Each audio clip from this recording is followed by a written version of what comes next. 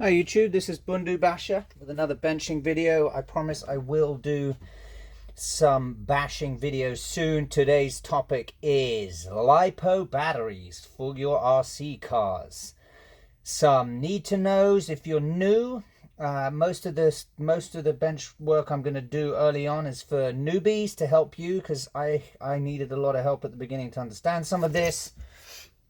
Move the coffee aside. So what we have here is a range of different batteries made by a range of different companies. Most of them are actually pretty similar in the sense that they are all LiPo batteries, and they all range from a little 2-cell battery here to a 6-cell, which actually just died. So we've got a 4-cell here, is the biggest I have, in fact. I always recommend going with 3S if you can, instead of a 6S, but again, some people just like to put one battery in. Now, what do we need to know about these batteries? These batteries are volatile only when they're being charged, so that's when we need to take care. Batteries like this do not explode by themselves. They will explode or burn or cause a fire. Go and look up other YouTube videos if you want, that's fun. When they are charging, they are not volatile even when they are fully charged, and they're left alone unless you break them or smash them with an axe or something crazy like that. Another way you can have some fun is go and look at YouTube videos where people do that to LiPo batteries. LiPo batteries range in style and size. Here is a soft pack LiPo. It does not have a hard pack on it. It is also a slightly different size. If you are purchasing batteries, make sure that you find out exactly what size you need. I made a mistake early on of buying these 4-cell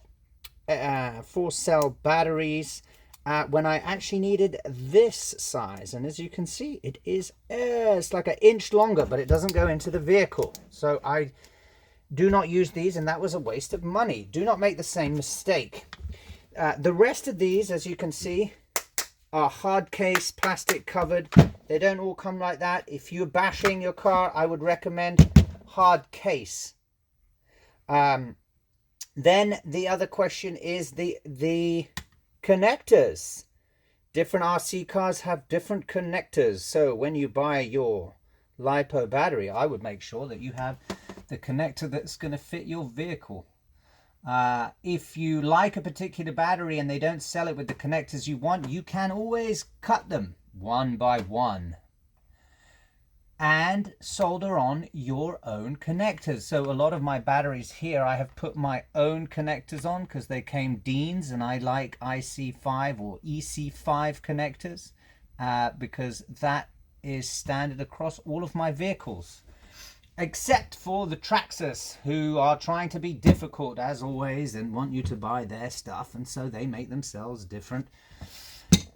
That's another topic. So yes, get hard case if you can.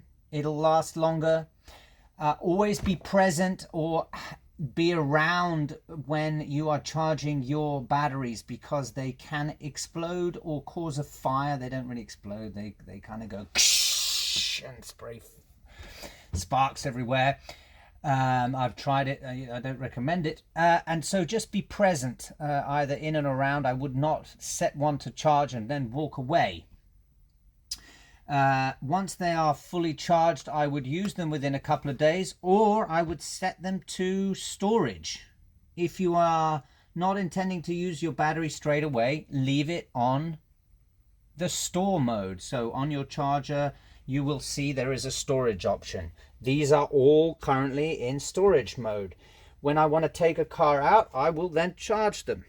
And that will take anywhere from half an hour to 45 minutes. If you're planning a bash, you can just do that in the morning before you go, or the night before. That's also okay. So those are the main things to consider. If you are soldering these, be exceptionally careful. If you do short circuit them, you have lost the battery. You can forget about it and throw it away, and we all know how much they cost, so you don't want to do that. The method to do it is to cut one, tape it to the side, then cut the other, work on it, etc., etc. The other thing I found with soldering is it just takes a bit of practice. I wasn't particularly good at soldering these. Now I am. As you can see, I've had to do 1, 2, 3, 4, 5, 6, 7, 8, and also on the cars on the ESC end of things. All batteries, as you can see, are female. So if you are going to solder a new connector, make sure that you get female. But these are pretty cool. They are powerful. How do they operate?